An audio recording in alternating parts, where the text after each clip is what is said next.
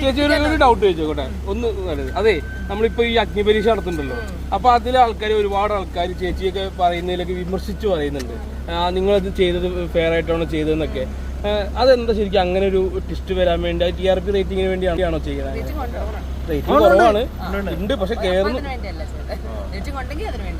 ആണോ? അല്ല, അങ്ങനെ ചോദിക്കുന്നത് അത് ഫെയർ ആയിട്ടാണോ? അപ്പോൾ നല്ലോണം ടാസ്ക് കളിച്ച ആൾക്കാർക്ക് ഇത് കൊടുക്കുന്നില്ല, അങ്ങനെ ഒരു വിമർശനം.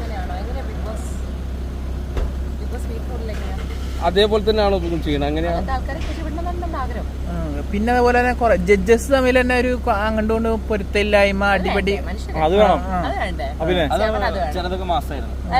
ആഗ്രഹത്തിനെ പോലെ ആയിരിക്കുമല്ലോ. കാണാൻ കിടക്കുന്ന ഷോ വരാൻ അഖിലേട്ടന് ഇപ്പൊ പുറത്തെ എയറിലാണ്.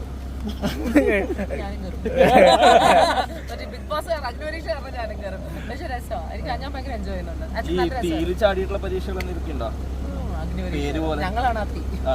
പിന്നെ കുറെ ആൾക്കാർ ചെറിയ ഡൗട്ട് ഉണ്ട്. ഇപ്പൊ നമ്മൾ സാധാരണക്കാരെ കയറ്റെന്ന് പറഞ്ഞിട്ട് ഇതിനകത്ത് വന്ന ആൾക്കാരൊന്നും അങ്ങനെ സാധാരണക്കാരല്ല, എല്ലാരും പ്രൊഫഷണൽ ആയിട്ടുള്ള. അല്ല, ഞങ്ങൾ ആൾക്കാർ ഉദ്ദേശിക്കുന്നത് അത് കമന്റ് അടിച്ചിട്ടുണ്ട്. ഇപ്പൊ ഒരു കൂലിപ്പണിക്കാരനായ ഓട്ടോ ഡ്രൈവർ, അല്ലെങ്കിൽ കുടുംബശ്രീയിലെ ചേച്ചിമാര്. ഓക്കെ, ആൾക്കാരുണ്ട്. പിന്നെ വേറൊരു കാര്യം കൂടെ നമ്മൾ ആലോചിക്കണം. എന്റെ മനസ്സിൽ നിന്ന് തോന്നിയതാണ്, ഞങ്ങൾ സെലക്ട് ചെയ്ത ആൾക്കാരൊന്നും അല്ല, ടീം സെലക്ട് ചെയ്ത ആൾക്കാരാണ്. ഞങ്ങൾക്ക് 40 ആൾക്കാരെ എത്തിച്ചു തന്നേ ഉള്ളൂ. ഈ വളരെ താഴെ കിടക്കുന്ന വളരെ സാധാരണക്കാരെ നമ്മൾ വിചാരിക്കുന്ന ആൾക്കാർ, അവർ ജോലി ചെയ്തില്ലെങ്കിൽ അവർക്ക് കുടുംബം നടത്താൻ പറ്റില്ല. അവർക്ക് ഇങ്ങനെ ഒരു മാസം നിൽക്കാൻ പറ്റും? പറ്റുമോ? നിങ്ങളൊന്ന് ആലോചിച്ച് നോക്കണം. ബിക്കോസ് അവരൊരു എന്താ പറയാ, ഇവർക്ക് അറ്റ്ലീസ്റ്റ് ഇവർ കാശ് ഉണ്ടാക്കി. ഇതൊരു എന്റർടൈൻമെന്റ്, ഒരു സിനിമ കാണണം എന്ന് പറഞ്ഞത് അതൊരു ലക്ഷറിയല്ലേ. നമ്മൾ കാശ് ഉണ്ടെങ്കിലല്ലേ കാണാൻ പറ്റൂ. അപ്പോൾ നമ്മൾ ആദ്യം നമ്മളെ തന്നെ നോക്കി നമ്മളൊരു നോർമൽ ഒരു ലെവലിൽ എത്തിക്കഴിഞ്ഞിട്ടേ നമുക്ക് ഇങ്ങനത്തെ കാര്യങ്ങളൊക്കെ ചെയ്യാൻ പറ്റും. അതൊരു സത്യാവസ്ഥയല്ലേ ജീവിതത്തിൽ. അപ്പം അങ്ങനത്തെ ആൾക്കാർക്ക് ഇതിൽ പാർട്ടിസിപ്പേറ്റ് ചെയ്യാൻ പറ്റും. അല്ല, പേയ്മെന്റ് ഉണ്ടാവില്ലേ ഡെയിലി? ഇവർക്കില്ല. ഓ, അവർക്ക് ഇവരൊക്കെ ആഗ്രഹിച്ചു വന്നവരില്ലെന്ന് എനിക്കറിയില്ല. പറഞ്ഞു അവരോട് ചോദിക്കണം. എന്റെ തോന്നല്ല അവർക്കില്ല. അവരിപ്പോ ആഗ്രഹം കൊണ്ട് വരുന്നതല്ലേ. പിന്നെ അവരുടെ ജീവിതം മാറാൻ പോവല്ലേ. ഇപ്പൊ തന്നെ ഈ കൊച്ചുങ്ങൾ എല്ലാവരുടെ ജീവിതം മാറില്ലേ. ഇപ്പൊ അതില് ഒരു പൂജ എന്ന് പറഞ്ഞ കൊച്ചിനെ ഭയങ്കരമായിട്ട് ചേച്ചി ആ കൊച്ചു അത് ഡിസേർവ് ചെയ്യുന്നുണ്ട്.